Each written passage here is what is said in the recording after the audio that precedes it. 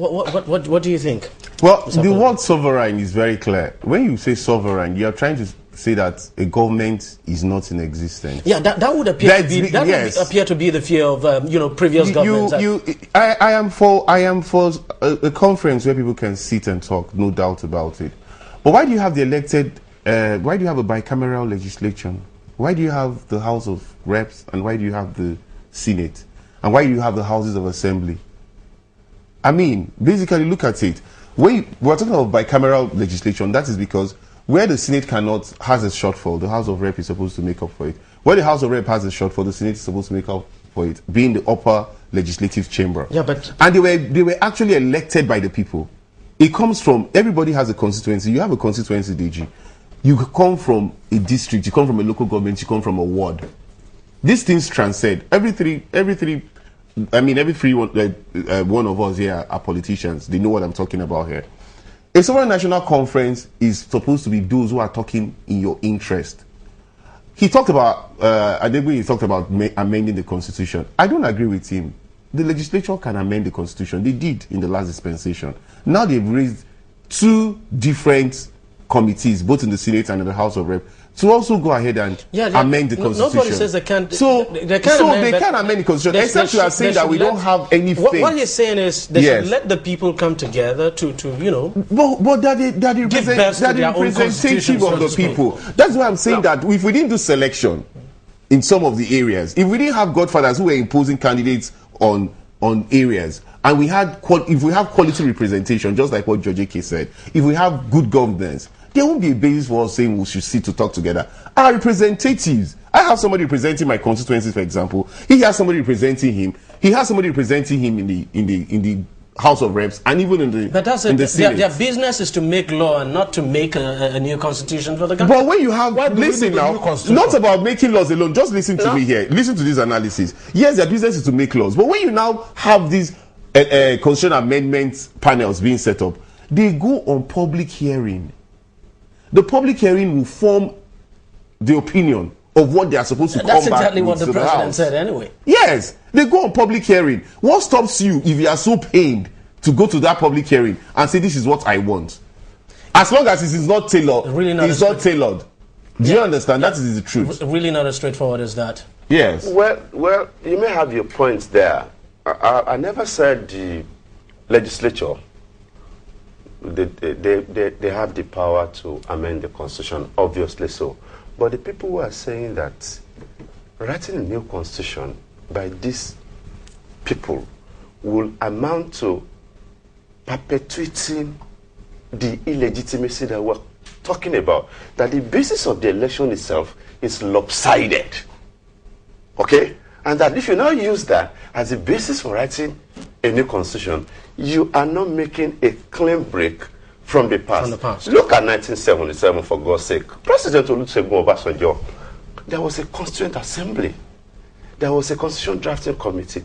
If we did that in 1977 and the 1979 constitution came into being, why can't we improve on that? The sovereignty that we're talking about is not to challenge the power of the government that's in place, but the decision reached at such a conference will be inviolable. Don't change it, because it will amount to a decision reached by representative of the people of Nigeria. But that is challenging. That is challenging the authority of the government, just like what George AK said. You can't say no. Sorry, here you can't say you don't want their whatever they would have come up with without being touched. You had your time, please. The point I'm making is that why are we scared of allowing people to talk and let the National Assembly, let them continue to make laws for Nigeria? Why are you scared? Let people come out and say whatever they want to say. Can you answer that question? Why are we scared? You see, there is a fundamental mixture and oversight people make, when they talk about constitution and law. The constitution is law. That's the ground norm. That's the biggest law we have in the country. So if you say the National Assembly is not capable of making a constitution and they are capable of amending it, I don't know where we're talking from two sides of our mouth. For instance, you also know, I mean, as a lawyer, you also know, for instance, that, lawyers have told us several times, and we all know that is true, that what we call the constitution of the country today, was a Decree 4 of 1990. I'm a lawyer, and I've also given you this opinion on this station. And I said, let us look at this scenario. We keep saying that constitution does not belong to us. That is the constitution that lied. In short, people go out of their way to say it is a constitution that lied. We the people. And you don't think it lied? And that the people who made it are not. And you don't think that's a lie? It is not a lie, because the people who made that constitution are Nigerians. You see, those are people who made there was a constituent. Let me land here. There was a constituent assembly that gave rise to that. You may well say that, okay, the military picked them up here and there and nominated a few people and all. But those were people who were also nominated by their people. I remember the people who represented my own constituency at that point in time were our people. And they went and made this constitution. The much you can say is that, okay, it was a military constitution. Who are these military people? Did they come from Côte d'Ivoire?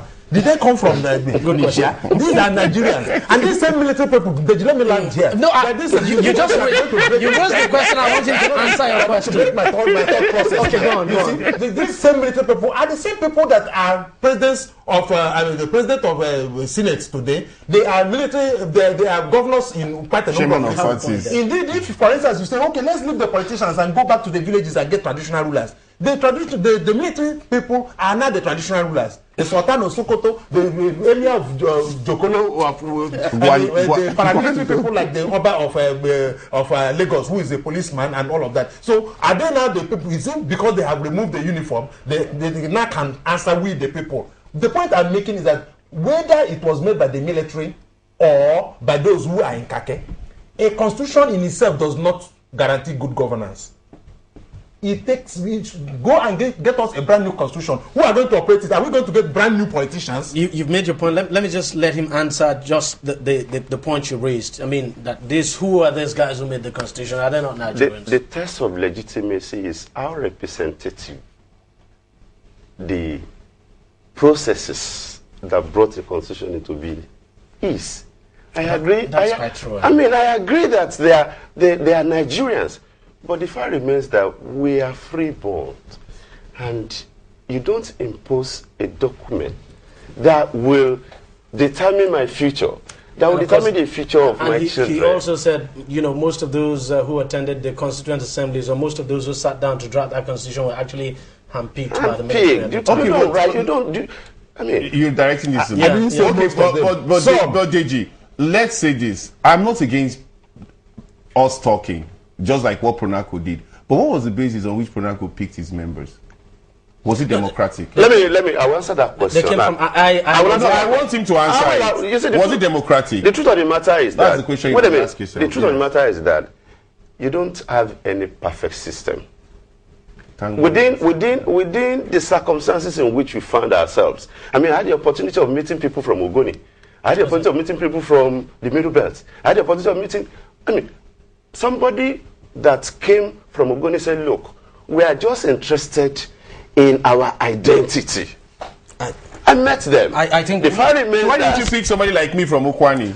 Don't mind me. There's an issue. There's an issue. Because we're running out of time, we're going to discuss this. There is a difference between a conglomeration of civil rights organizations and NGOs, and when the Nigerians come to talk. I get your point. There's a video. There's a video I want us to take a look at. We're going to take a very short break.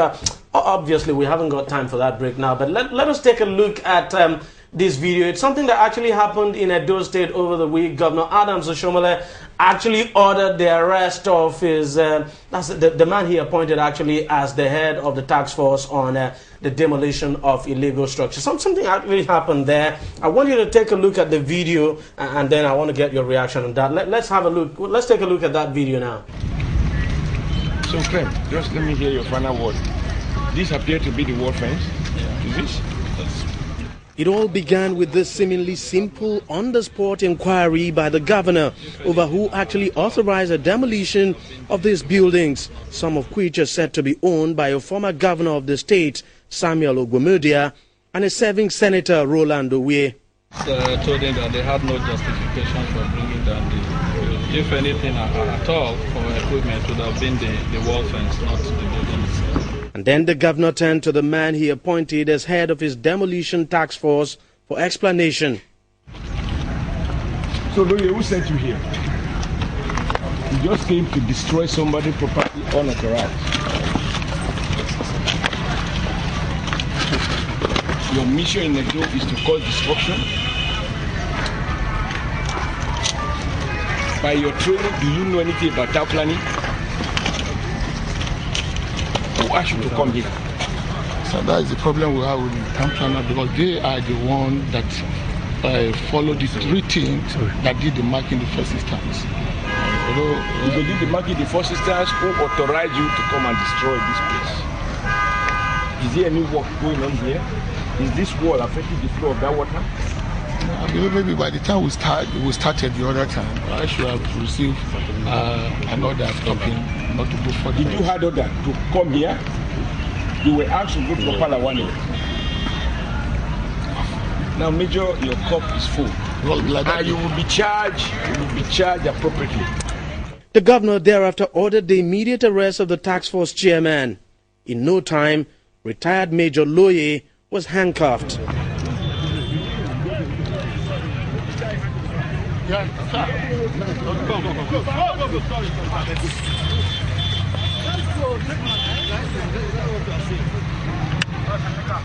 And to make what is obviously a public disgrace complete, the retired major was bundled into a waiting van.